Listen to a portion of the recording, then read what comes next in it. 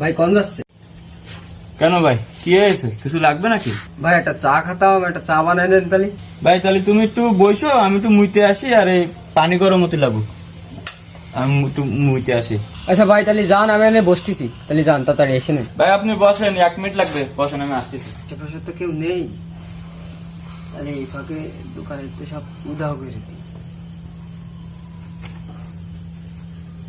আগে রুটি নিই।